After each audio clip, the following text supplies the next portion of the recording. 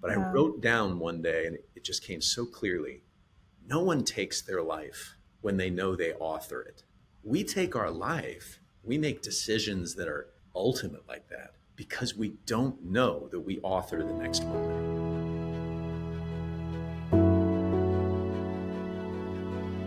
Hi, everyone. I'm Julia Lefevre, and around here we talk about leading with clarity, rewiring our mindset, and growing from the inside out. So let me ask you something. What if the billions we spend on training every year are actually being wasted because no one learns how to make it stick? Today's guest, Robert Feeney, created Ring-a-Ring, a habit formation technology backed by clinical trials and used by schools, enterprises, and government. His work is personal. After losing his two brothers to suicide, Robert set out to discover what truly drives lasting change. And what he found is transforming how we think about learning, wellness, and performance. So I'm really excited to introduce you to Robert. Robert, welcome to Wired to Lead. Thank you. Yeah, thanks for the introduction. Absolutely.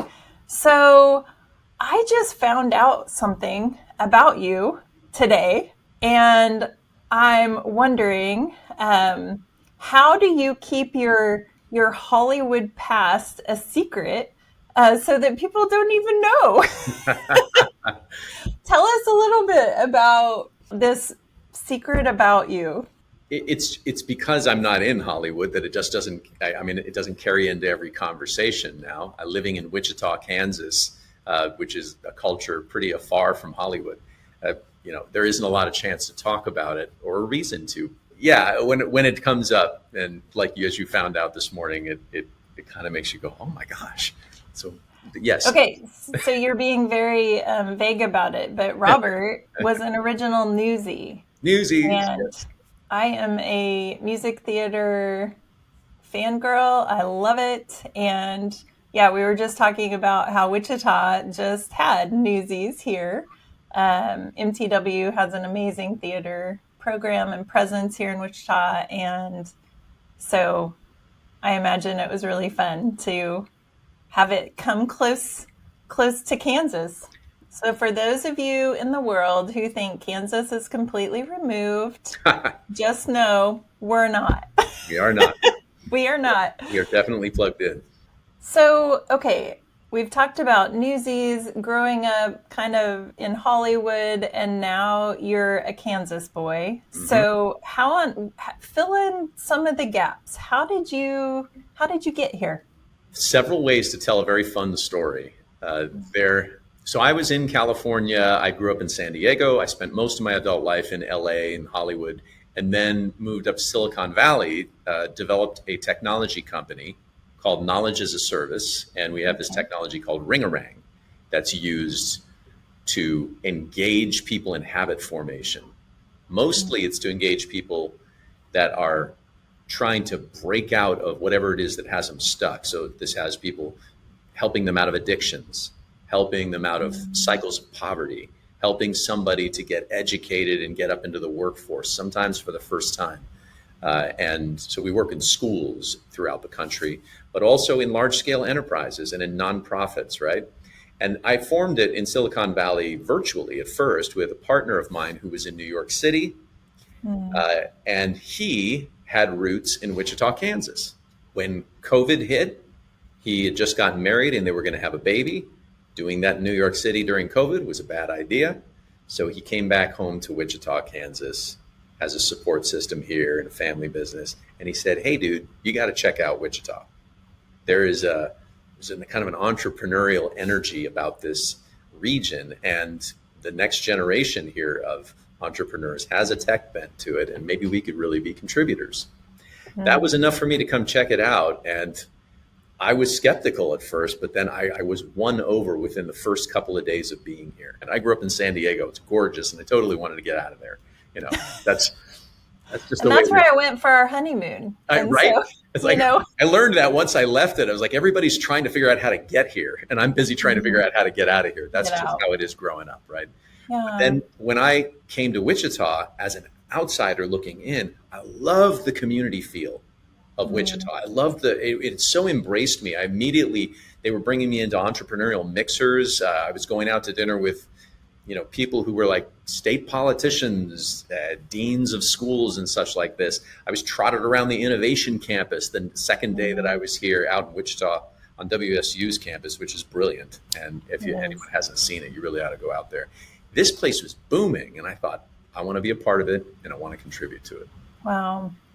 Well, I'm so glad you're here. It's been really fun just to get to know you a little bit and watch the work that you're doing. No, thank you. So, you've been pretty open about what even motivated you to move into this space of habit formation and trying to help people achieve lasting change. Yeah. And so, how do you go from doing dancing on stage to tech that really has a meaningful purpose? Yeah, you mentioned it in the introduction. So, an inciting incident in my life was having lost my older brother and my younger brother to suicide.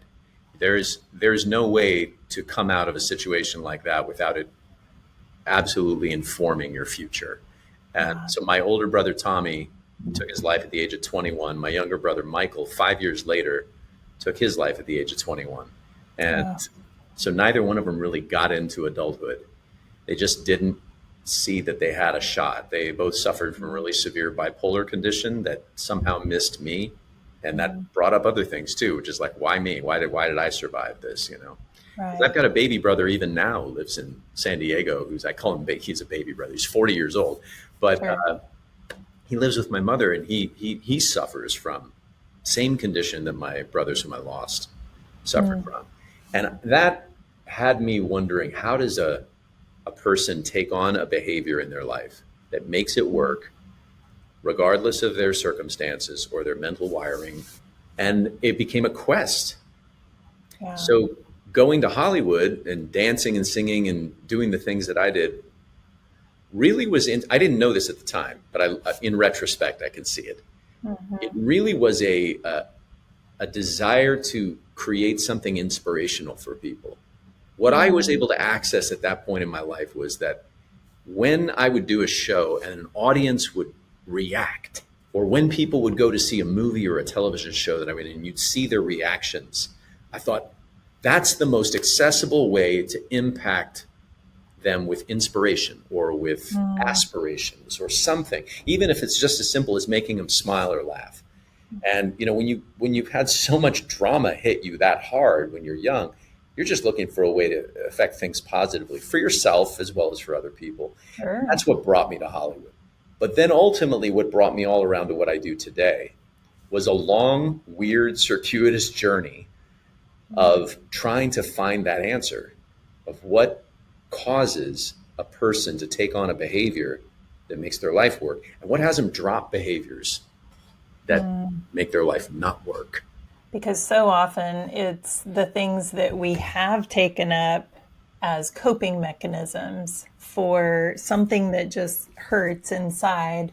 And it's those coping mechanisms that they help in the short term, but long term they become destructive, Yeah. like addiction or, just a lot of different things. Oh, yeah.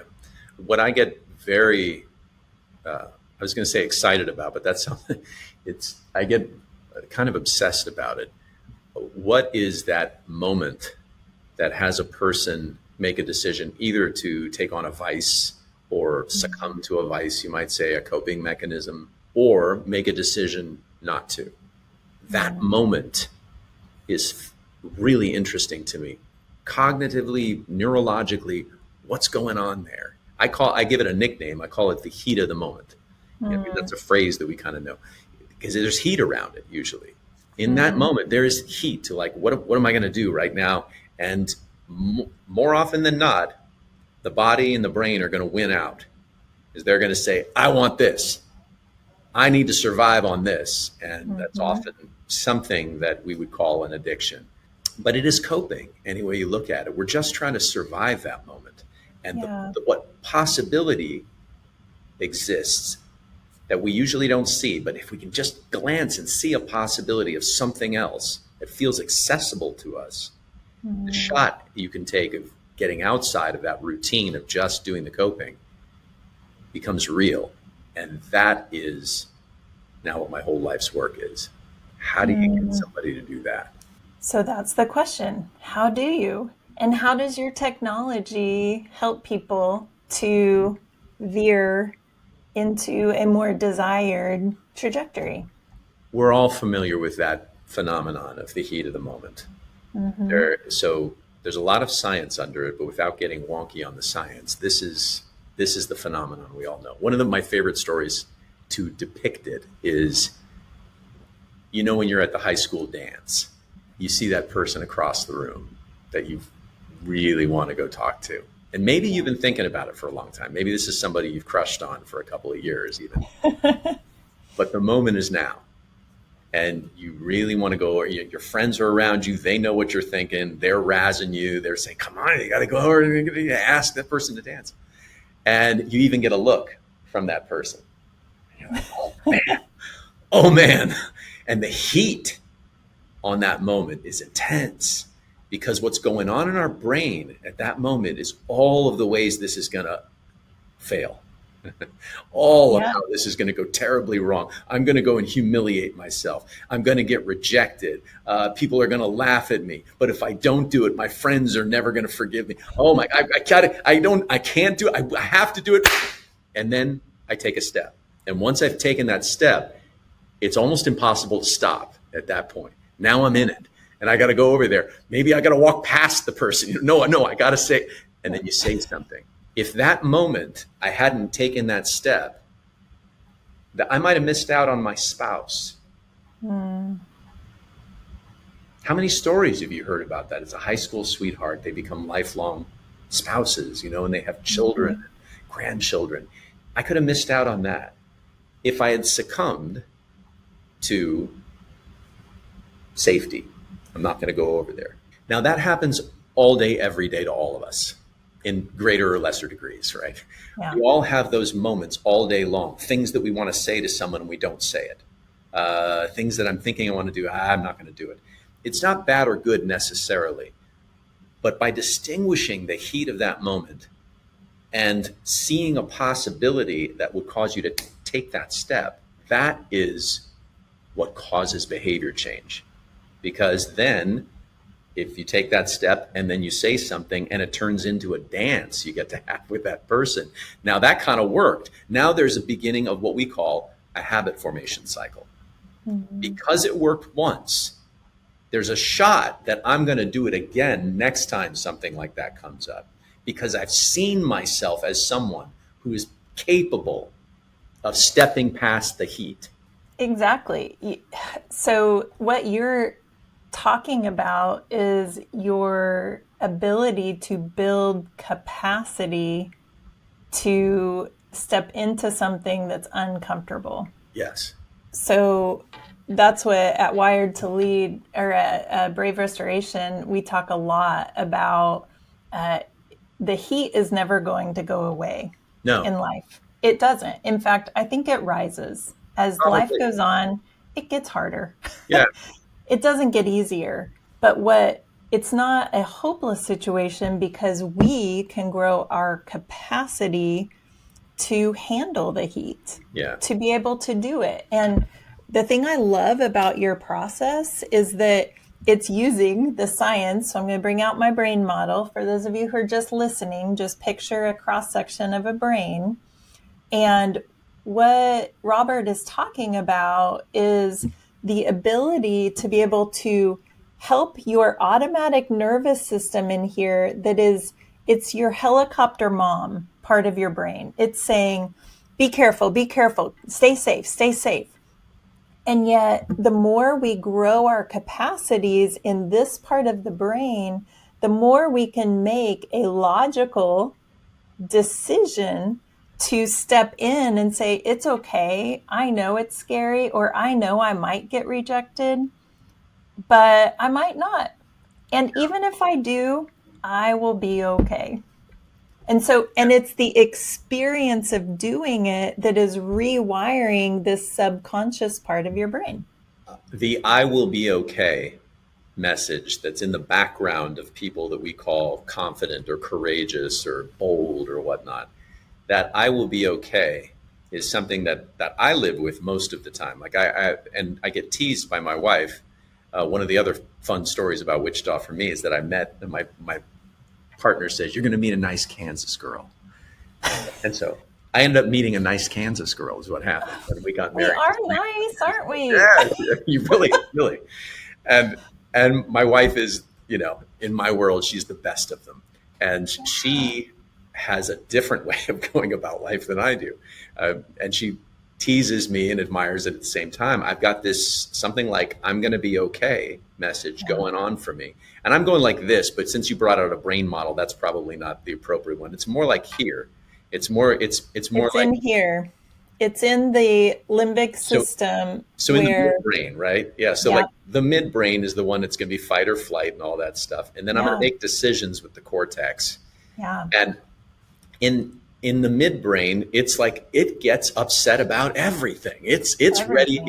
It's convinced that I'm going to die all the time, and Yep. I have created enough capacity, the word you used, in myself to be able to quiet that sufficiently that it says, not by saying, suppressing it. I don't think that's even Mm-mm. possible, but It's not. by saying I am going to be okay, not even as a mantra, but more like it's been built into me from experience. And so I go Yeah. about life a little bit like I'm an invincible, for better or worse. And my wife, on the other hand, is concerned about things like normal humans are. She's she's concerned about that things should be done certain ways, and she's right. And then she'll look at me and go, "I don't know, Robert, to be you, it's like you kind of bounce around, you like a cocker spaniel, and you just enjoy being around people, and then you just fall asleep when you want to fall asleep, and then you get back up." That doesn't mean I don't have difficulties in my life, but I do have Right. something like a message, and I'd be Yeah. curious from you to share, like, what have you found that a person who tends to be more like "I'm going to be okay" versus someone who's going to be like "I am not going to be okay," where that comes from? Yeah, it's such a good question. And it comes from your past experiences. Your brain is, we call it experience dependent. Hmm. So the phrase, words or actions speak louder than words, could not be more true about our brains. And this midbrain, the limbic system in here, which is subconscious, by the way, you're not thinking about, oh, I'm not going to worry about things. You just don't. And your wife isn't thinking, oh, I need to worry. She just does, based on one of two things. Either she hasn't had experiences where she didn't worry ahead of time. She just hasn't had that. So sometimes, if, I called this our helicopter mom. Hmm. If any of us had real helicopter moms, I didn't, so I can't speak to that, But but we've I've all seen it. watched, Yeah. I've seen it, and helicopter moms, and I'm being overly generalizing here, but they protect their kids so much that their kids don't have the chance to build resilience, those muscles, those core capacities to be okay, because they don't get the experience of failing and being okay. Yeah. And you said it earlier. I can't remember if you said it before we were taping or while we were, but you said, all of my Hollywood experience, I had rejection after rejection after rejection. Yeah. And you learned this isn't personal, this is just a numbers game. And so you had the experience of quote unquote failing Yeah. and still being okay. Yeah, very good. I'm glad that you brought that up, because that's probably also one of the most common and accessible experiences we have is failing at or the feeling of failure that comes from rejection, or what we Yeah. make it mean. What do we make rejection mean? It's something like we make it mean like I'm rejected, and I am bad. that's tough. If we believe I as an identity is rejected, then that weighs on me and my how I feel, Yeah. versus what I had to offer was not accepted. Yeah. And that's different. And what we learn in show business, when you go audition to audition to audition to audition, it's kind of like going for a job interview over and over and over. Mm-hmm. Probably a similar situation if you're going to job interviews. But maybe what's a little different is you expect that most of those auditions are not going to work out. And you go in there, you're giving it your all. You are offering something, and then it doesn't get accepted. At first, the natural reaction is they've rejected me. That's Mm-hmm. tough. But once I can take it outside of myself and get that they haven't rejected me, they don't even know me. They saw me for all of about 2 minutes. Here, what I offered, they didn't accept. And there are a variety of reasons why they don't accept that have nothing to do with the quality of what I offered. No, it's a completely subjective decision. So you're right that doing that enough, that experience with enough frequency somehow builds in here that, okay, I'm going to survive this. I'm going to Yeah. survive not being accepted again, not being accepted again. And eventually something does get accepted and you think, all right, that gives me enough juice to go to another 10 or 20 auditions. There you go. You know, I didn't have a helicopter mom, but I did have some experiences early on. I'm a firstborn daughter and really fell into a lot of those stereotypes of type A, do all the right things. And I somehow, in my growing up, and I've talked about this with my mom, so we're good. But I took on the expectation that I need to be perfect. Yeah. And so while my mom wasn't protecting me, I became an overachieving everything because I started to internalize the story, the idea in my midbrain that you get accolades or affirmation when you are the best. And Yeah. so my kid brain flipped that and said, that must mean you'll be rejected if you're not the best. Mm. And so in the beginning of my career, I mean, all the way through high school, college, first 20 years of my career, I was pretty successful. And that anxiety, in a sense, wired me to be the best. But the problem is that I was working out of a place of deficit, that I was extending myself beyond what was healthy for me. And it eventually led to extreme anxiety where I couldn't function. My body finally said, we can't keep up with you and we're done. My body went on strike. And so that was something that I had to rewire in me. So I just wanted to give another option that it's not necessarily others put on us by others. Sometimes it's the way our childlike brain interprets the world and then experiences a little bit of success. Mm. And that can drive us to a negative coping behavior. Yes, right. And then one of the things I've discovered about my brain, and I realize that this is not unique to my brain. All brains operate on patterns. They create Yeah. patterns. They detect patterns, and the brain seems to be predisposed to getting into a groove, like get into a pattern and do Mm-hmm. it over and over again. There's some level of comfort. The studies that I've done show that it's actually what the brain seeks. The midbrain in particular is seeking Mm-hmm. that, because a pattern means it's something that's repeating itself, right? And if you've survived the first time, that means, and then the second time, now your brain is registering that, it'll survive a third and fourth time. So it likes Mm-hmm. that pattern, and sufficiently that it will avoid other patterns, because other patterns aren't proven yet, right? So they're scary. I'm not going to be okay, or I might not be okay, is the message. And frequency of repeating seems to then be something that calms it the heck down. That was the thing that I got hold of when I was in Hollywood. in the audition process, as I mentioned, but then also something else, advertising. Advertising runs Hollywood. And I saw when I was there how effective advertising is at causing people to change behaviors.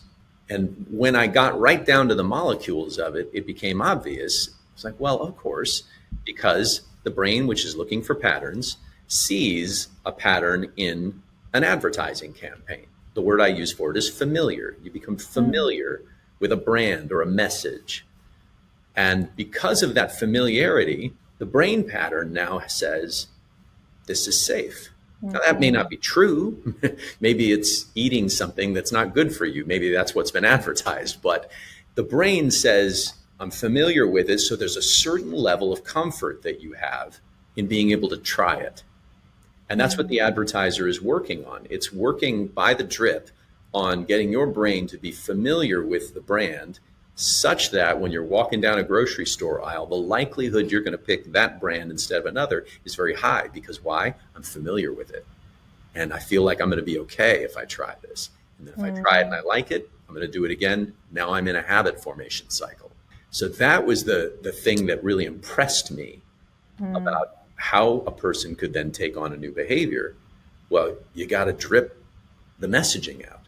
And that became the genesis of my product, Ringarang, which is how do you get somebody enough touches, enough engagements on a given message or a given subject for coaching, a behavior that you're asking someone to try out that they haven't really tried yet. And it could be a behavior like, when the heat comes up like this, instead of going to your coping mechanism, try this. Like literally, there's one we worked on with a clinic that does opioid addiction therapy. And people who had committed themselves to opioid addiction recovery, one of the things that you got to deal with is that your brain is constantly looking for that thing that it gets itself hooked on. As we've learned in the sciences around recovery, it's not really about the substance. The substance is the thing. The body does get familiar with the substance and then actually produces, it actually produces a craving for it. But what gets it hooked in the first place is the need for the midbrain to feel safe with something. It's going to survive. There is I don't know if you've ever seen the body of work that Kevin McCauley has done, Dr. Kevin McCauley. This is something you will find fascinating. Kevin McCauley did a YouTube series, I want to say like 15 years ago, and he did a kind of a re-up version, like a sequel to it, I think 3 or 5 years ago. It's called Pleasures Unwoven. And he uses the Grand Canyon as a metaphor for how the brain works, all the crags and turns of the brain. He distinguishes addiction as a physiological issue as opposed to behavioral. Now, it shows itself as behavioral. Sure. It shows itself as I seem to become a different person when I drink than when I'm not drinking. There are those people, who it's not just that they take drinking and they loosen up a little bit, but they take a drink and it's like, boom, they become this other human being. Yeah. So that is a physiological issue where the cortex, as you were pointing out, which makes those decisions and controls, has weaknesses in it. Such that the midbrain will jump forward and grab hold of situations that those of us who don't have those weaknesses, we would never have the midbrain. It's not a life or death situation we're dealing with here.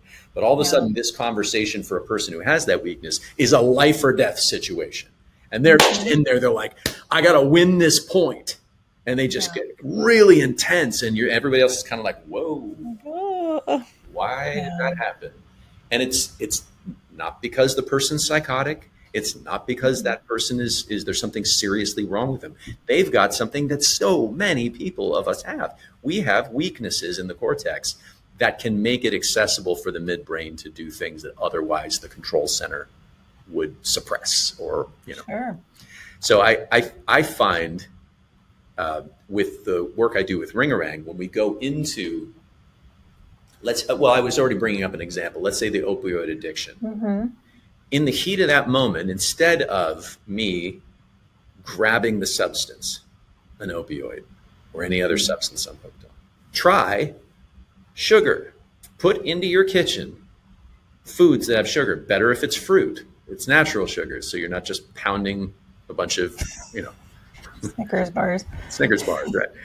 But try eating a piece of fruit when you have that craving and give it a minute. Eat the fruit. You're still going to be craving this other thing, but eat the fruit out of like a cortex decision that says, just eat the fruit because I said I would when I'm feeling this way. And when feeling this way is very physiological. You're like, I got this burning sensation in my face. I've got this thing in my back that happens when I've just got to go have that substance. Eat the piece of fruit, give it a minute. Now, what I'm saying here, this is not some sort of a clinical prescription, of course. This was an example of, hey, try this, something outside of your decision making over here, a decision that will be ultimately healthy for you. And if that works, if after a couple of minutes, the heat calms down a little, now we've just gotten one hit to the midbrain on what's possible outside that, and then do it again. And then do it again. After a few times, you're training the midbrain. I'm going to be okay when that heat comes on.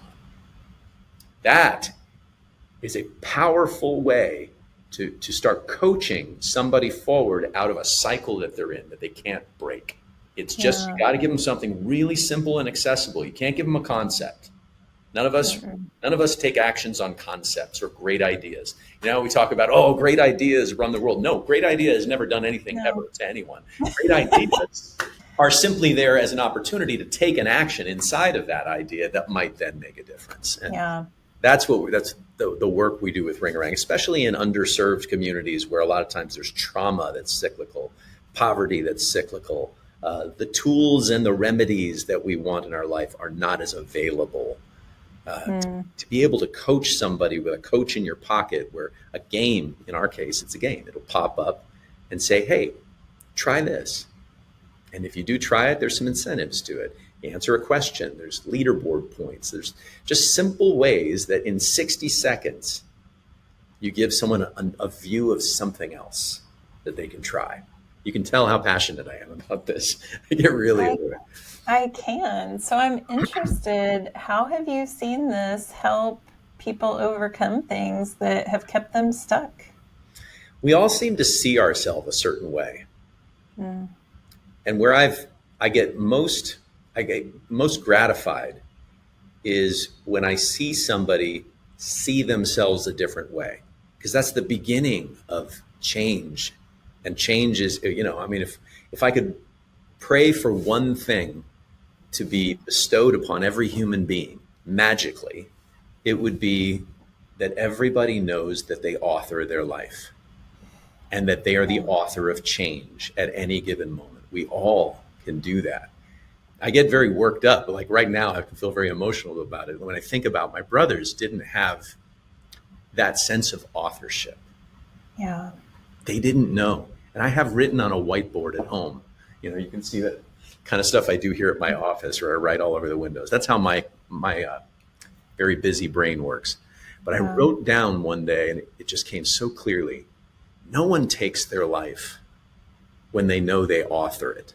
We take our life, we make decisions that are ultimate like that because we don't know that we author the next moment. We think circumstances do. We think I am a certain way and it's not going to change. Life is a certain way. People are as they are, and that's not going to change. So hope, what we call hope, disappears. And then we think, this is very painful for me and I feel stuck and I don't want to do it anymore. What's the point? What's the point? It's not going to change. We don't know in that moment. And all of us have had some version of that moment, whether or not it was suicidality. And suicidality is loads more common than people talk about. The most adept of us deal with suicidality in moments. But even if it's not to that acuteness, we deal with some version of, I don't feel like I author the change that I want. So I'm stuck. And man, if I could just say, wave the magic wand, poof, we all knew it. Life would change in such a profound way that we wouldn't recognize ourselves and we wouldn't recognize life itself. And I'm out for that. I mean, I'm up to that. I'm really up to that. Absolutely. What I hear you talking about is empowering people, helping them to get their voice back, get their choice back, get their agency back. Because so many times I think life shapes us. In the beginning, we define trauma by there's three characteristics that something happens. It's not so much about what happens, but it's about how you felt in a situation. And if you feel like you had no voice or no choice or no power, that's what determines a trauma.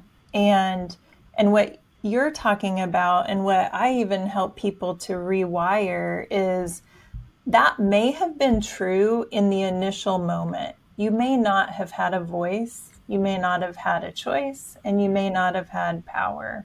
But now you are not that same 5-year-old, 10-year-old, 20-year-old.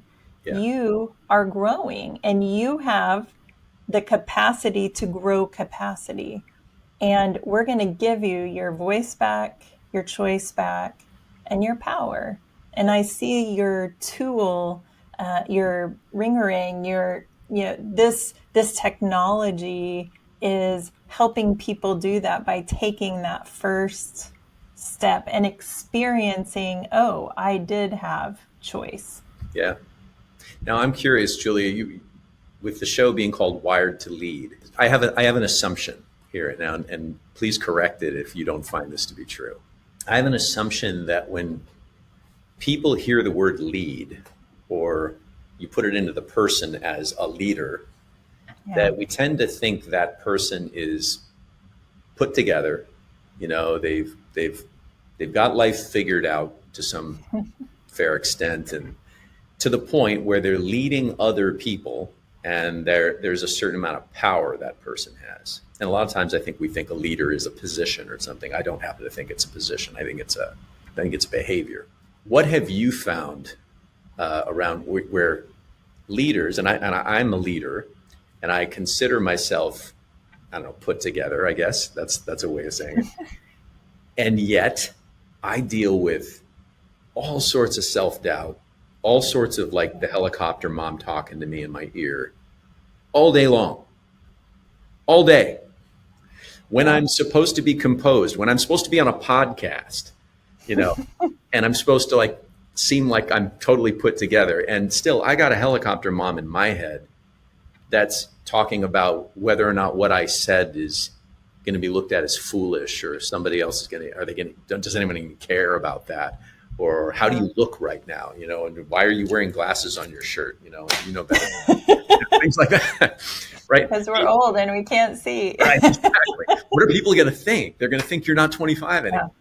Yeah. So what have you found then, the assumptions or the prejudices about leading or leadership that get people caught, or maybe the solution is hidden from them on how to deal with that helicopter mom voice? Yeah, such a good question. And you've just turned the tables on me. But this is one of the reasons I wanted to start this podcast, is to start to challenge those typical assumptions that leadership is having it all together.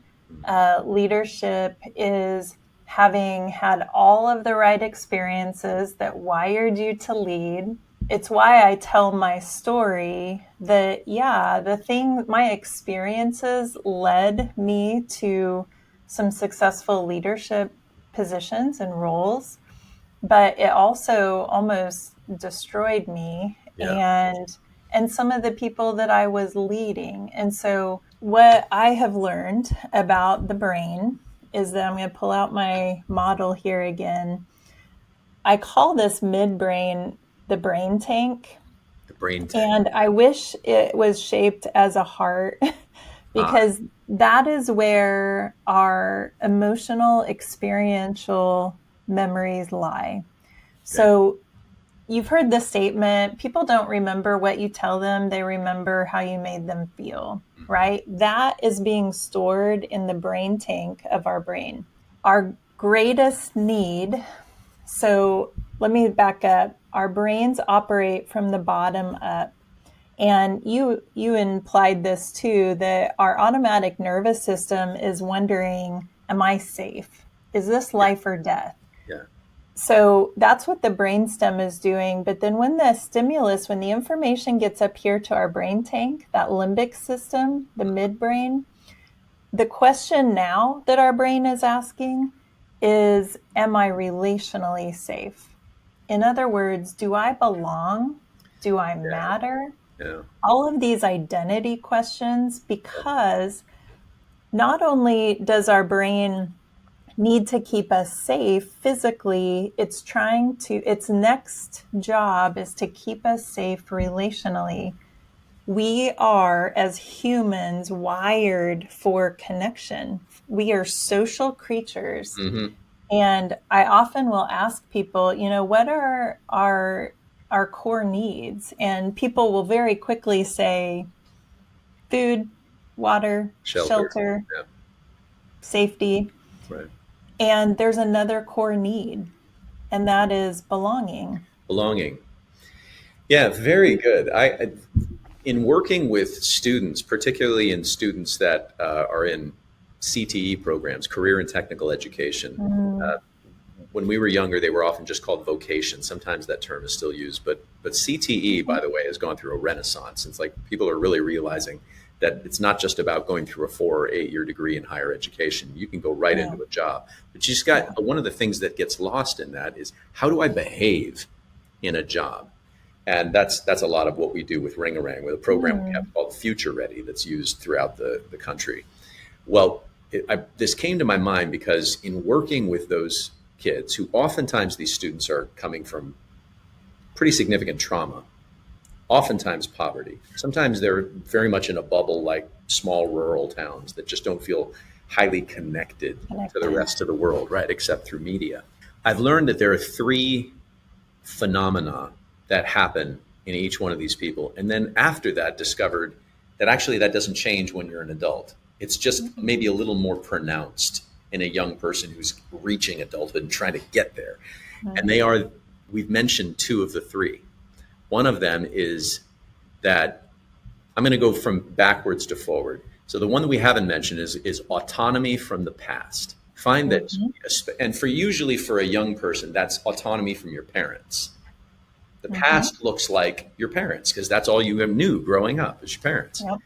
So autonomy from the past. You want to make sure that you feel like you have some agency in the world and you're not dragging behind you all of the things you wish you didn't have to deal with anymore. Then the second thing is belonging, which we just touched on. Belonging in the present. I want to know and feel solid that I know where I belong. I know who I belong with. I know my tribe. I know my place I Ah, belong in, right? And the third one is power to create the future. That's the authorship thing I was talking about earlier on. It's like to know that I can actually author what's ahead of me. And so those three things, which is a past, present, future framework, I want mm, autonomy from the past. I want to belong in the present. And I want to know I have the power to create the future. That consumes a young mind because why? They're anxious about all three of those all the all time. of it. Yep. And they're sure that they're never going to get autonomy from their parents, and they're sure that they don't belong right now in the present, and they're dang sure they're not going to be able to cause a future that they want, no matter what they say. So here I am at the age of 55, and I still have those concerns every day. Yeah. They're just perhaps a little less pronounced. I've got more of my cortex worked out, and Right. but it's still there, talking at me all the time. And do you know why? You mean like physiologically? Why? Or are you curious why? Oh, very curious. Yeah. One. Yes, please. Yeah. So there are four quadrants of our capacity. And this is tied to psychology. And I mean, you just introduced this beautifully. So our autonomy from the past is linked to our capacity for definition of who we are Uh huh. as separate from our parents, as Right. separate from authority figures. Our need for belonging is tied to our capacity to connect both with ourselves emotionally and relationally, Hmm. and with others. And these, so all of these capacities are what are in this brain tank. The third capacity is your capacity for integration. So you talked about having the capacity, like being able to be your own author. Well, that means integration means whole. And we live in a world that's really broken Yeah. and really beautiful. Hmm. Your experiences most likely include really broken experiences and beautiful Really beautiful. experiences. Yes. And your ability, your capacity to hold both the positive and the negative without getting overwhelmed will lead to your ability to stay regulated, to stay in your thinking brain Hmm. so that you can author your future. Yeah. There you go. I mean, it's those are Building when we blocks. talk about building capacity, we're not just saying try harder. There are My work is centered on helping people identify which of those capacities is weak Mm. and how can we introduce new experiences to counteract, to help you step into the heat of the moment to Yeah. start experiencing new things, which will build the capacity. One of the most common experiences that I have around that regarding the heat of the moment in Mm, leadership. So I lead a team here at Knowledge as a Service, and mhm, it's in the interacting with my team. It is like, for instance, in the conversation where I have a vision, and because I've cast that vision with my team, and my team is integrating the vision into our operations, I have certain expectations. mhm, Some of those expectations are well articulated and everybody knows them. Some of mhm. those I made up this morning and have told no one, No one. but they're there and I'm expecting it. And then somebody across the table on my team tells me something that does not meet my expectations. As a leader, I have an opportunity to respond to them in a way that's going to be effective for them, for myself, for the company, for the vision, or to Yeah. be thoroughly ineffective. And it doesn't seem to matter how long we've been leading.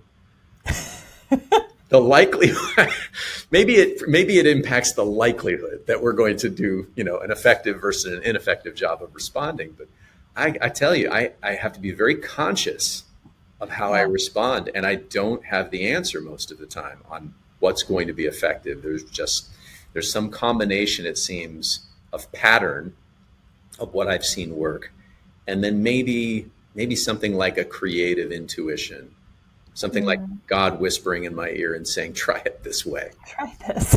which every day I try to listen for all the time. I say, God, just tell me how to speak so that I can be a conduit for you. Because if you just leave this to me and my autonomic nervous system, I'm going to react in ways that will be ineffective. Yeah, and not only ineffective, but probably destructive to what everyone's trying to achieve. And so this is where I would just suggest that there are ways to identify which of those four capacities is maybe a little bit weaker, and then being able to build the capacity in that Mm. so what we're doing is we're helping this midbrain to step into the heat, Hmm. but to be strong enough that it doesn't burn me Yeah. and I'm not having to fight or flight. I can come up here to my smart brain and get curious. I can start considering, I can think critically, but it all comes back to being able to build that core capacity. And most of the science has bypassed that. We have thought that information equals transformation, but it doesn't, because information only lodges up here in the cortex. And experiences in here in the midbrain are going to be what help to rewire those automatic responses simply by building capacity. So it's like, I'll just give a quick example. My kids, they laugh at me. They say I have mom hands. Mom Um, hands. because it's not as sweet as you'd think. I hardly ever use hot pads anymore because I grew up, I was a farm girl. I had calluses, right? And so I don't heat, it doesn't burn me, but other people, it burns. So I have built this capacity to hold things. And that's what I want leaders to understand is that you can do the same and you can help your teams do the same. Yeah, that's very good. That's a good analogy, right? That you can handle this. You can take I this. can handle Yeah, it. that's very Like good. it's okay. You mentioned curiosity or curious, Mm, being able to be curious, and you said it with a tone of voice like it was there was something magical about it. mm. What is it It's about curiosity, and how does someone access curiosity? Yeah. If you're on LinkedIn very much, you'll see so many things. Get curious. We've all watched Ted Lasso. Yeah, Be curious. right. And so we've all been told, be curious. And yet, how many of us are in the heat of the moment? It is impossible to be curious when your capacity is low. And so the thing that feels magical to me is that I used to be a reactive person and I could curiosity was just beyond me if there was any sort of relational threat or something that I felt threatened by. So I would go into a meeting, I didn't feel safe, and I'm sorry, my helicopter mom brain is not even going to come close to letting my smart brain work. Mhm. But what has changed that for me is that I have worked to grow my capacities for connection, for definition, for integration in so many ways that now I can step into really difficult situations and my body isn't responding because I've built that capacity through many, many, many repetitions of experiences. So now, if somebody blurts something out in anger, Hmm. that would have triggered me.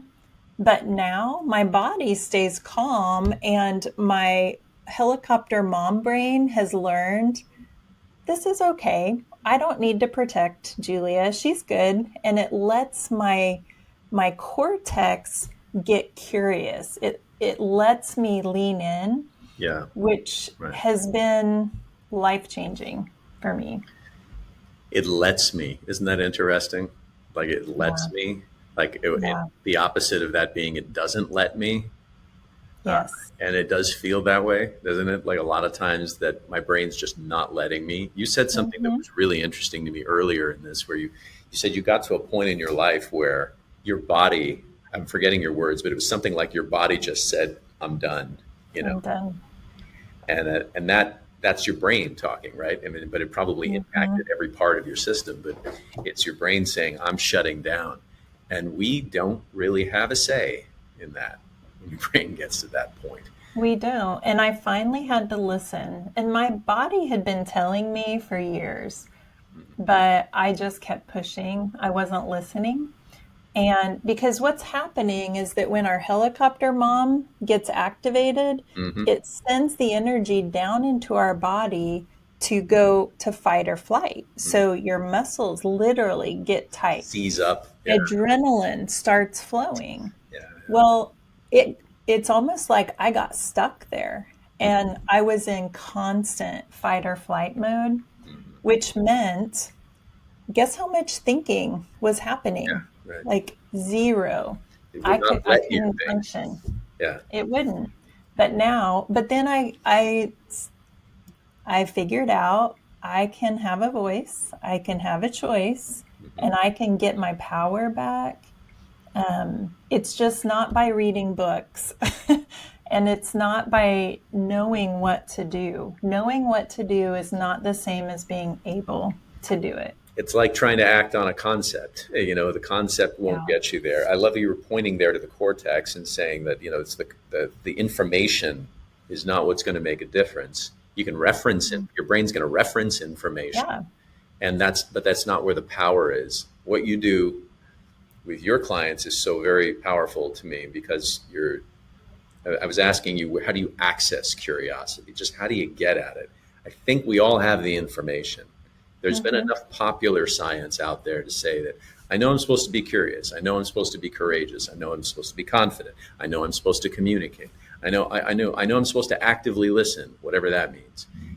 We know all of what informationally what we're supposed to do, and we don't do it. So it's really powerful to be able to transfer to another human being.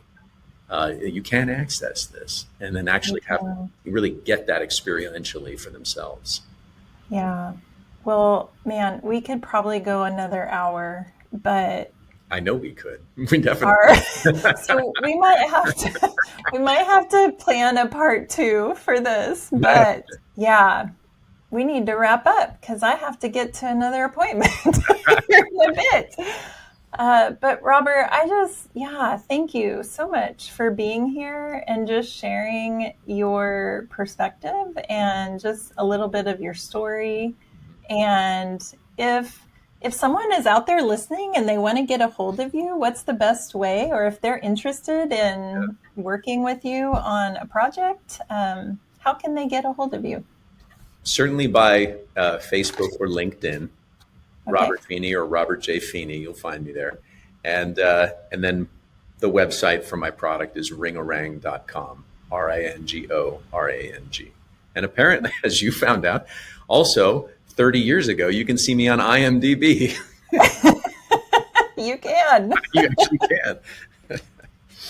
You can. Well, we will have all of those links in the show notes as well. But I just wish you and your company so well. I love the work that you're doing and the heart behind it. So thank you so much. Julia. It's a pleasure. All right. We'll see you later, everyone. Thanks for listening to Wired to Lead. If this helped you lead with more clarity today, hit follow in your app so you never miss an episode, and leave a short review in Apple Podcasts. 2 sentences is perfect, and it helps leaders like you to find us. If you're a leader who would like to explore opportunities for workshops or coaching with Brave Restoration, please reach out to our website at www.braverestoration.org. We would love to hear from you. See you next time.